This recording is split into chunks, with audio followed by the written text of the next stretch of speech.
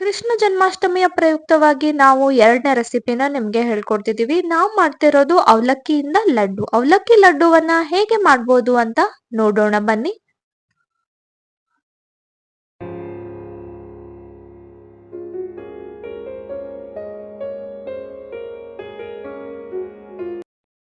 First ನಾವಿಲ್ಲಿ ಒಂದು ಬಾಂಡ್ಲೆಯನ್ನ ಇಟ್ಕೊಂಡಿದೀವಿ. ಒಂದು ಬೌಲ್ ಅವಲಕ್ಕಿನ ತಗೊಂಡಿದೀವಿ. ಅವಲಕ್ಕಿನ ತಗೊಂಡು ಇದನ್ನ ಚೆನ್ನಾಗಿ ಫ್ರೈ ಮಾಡ್ಕೊತಿದೀವಿ.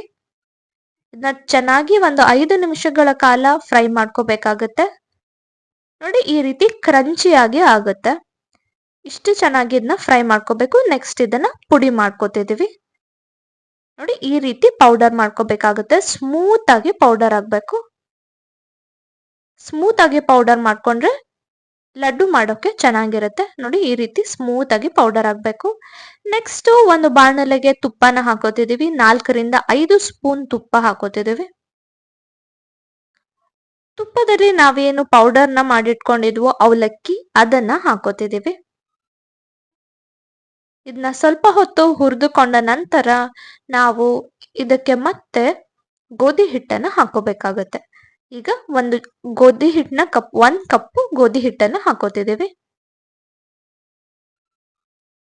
ಗೋಧಿ ಹಿಟ್ಟನ್ನ ಹಾಕೊಂಡ್ರೆ ಲಡ್ಡು ಮಾಡೋಕೆ ತುಂಬಾ ಈಸಿ ಆಗುತ್ತೆ, ಬೈಂಡಿಂಗ್ ಚೆನ್ನಾಗಿ ಬರುತ್ತೆ ಅಂತ ಗೋಧಿ ಹಿಟ್ಟನ್ನ ಹಾಕೊಂಡಿದೀವಿ. ಇದನ್ನ ತುಪ್ಪದಲ್ಲಿ ಚೆನ್ನಾಗಿ ಫ್ರೈ ಮಾಡ್ಕೋಬೇಕು. ಹಸಿ ವಾಸನೆ ಹೋಗೋ ತನಕ ಚೆನ್ನಾಗಿ ಫ್ರೈ ಮಾಡಿ ತೆಗೆದಿಟ್ಕೊಳ್ತಿದೀವಿ. ಈಗ ಒಂದು ಬಾಣಲೆಗೆ ಸ್ವಲ್ಪ ನೀರನ್ನ ಹಾಕೊಂಡ್ವಿ. ನೀರನ್ನ ಹಾಕಿ 1 ಕಪ್ ಬೆಲ್ಲನ ಹಾಕೊಂಡಿದೀವಿ. 1 ಕಪ್ ಬೆಲ್ಲನ ಹಾಕಿ ಚೆನ್ನಾಗಿ ಪಾಕ ಬರೋ ತನಕ ಇದನ್ನ ಕರಗಿಸ್ಕೋಬೇಕಾಗತ್ತೆ. ನೋಡಿ, ಈ ರೀತಿ ಚೆನ್ನಾಗಿ ಮಿಕ್ಸ್ ಮಾಡ್ಕೊಳ್ತಾ ಇರಬೇಕು. ಬೆಲ್ಲ ಎಲ್ಲ ಕರ್ಗಿದೆ ಆಲ್ಮೋಸ್ಟ್. ಈಗ ನೋಡಿ, ಈ ಕನ್ಸಿಸ್ಟೆನ್ಸಿಗೆ ಬರ್ಬೇಕಾಗುತ್ತೆ.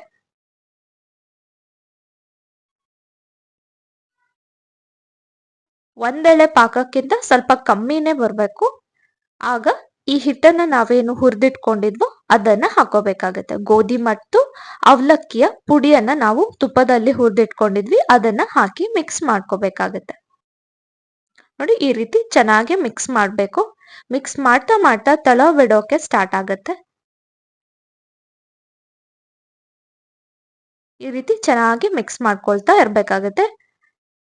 ಇದನ್ನ ಮಿಕ್ಸ್ ಮಾಡೋದನ್ನ ನಿಲ್ಸ್ಬಾರ್ದು. ನಿಲ್ಸಿದ್ರೆ ಗಟ್ಟಿ ಆಗ್ಬಿಡತ್ತೆ. ನೋಡಿ, ಆಲ್ಮೋಸ್ಟ್ ಈಗ ತಳ ಬಿಡ್ತಾ ಬರ್ತಾ ಇದೆ. ಇದೇ ರೀತಿ ಚೆನ್ನಾಗಿ ಮಿಕ್ಸ್ ಮಾಡ್ಕೊಳ್ತಾ ಇರ್ಬೇಕು.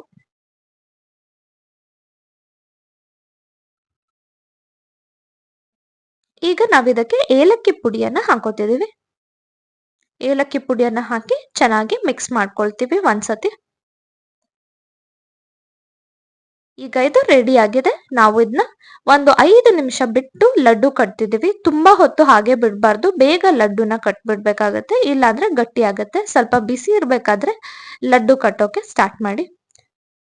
ನೋಡಿ, ಈ ರೀತಿ ಗಟ್ಟಿಯಾಗಿ ಇದನ್ನ ಪ್ರೆಸ್ ಮಾಡಿ ರೌಂಡ್ ಆಗಿ ಮಾಡ್ಕೋಬೇಕಾಗತ್ತೆ. ನೆಕ್ಸ್ಟ್ ನಾವು ಇದಕ್ಕೆ ಹಾಫ್ ಗೋಡಂಬಿಯನ್ನ ಹಾಕೊಂಡಿದ್ದೇವೆ. ನೋಡಿ, ಎಷ್ಟು ಚೆನ್ನಾಗಿ ಕಾಣಿಸ್ತಿದೆ ಅಂತ.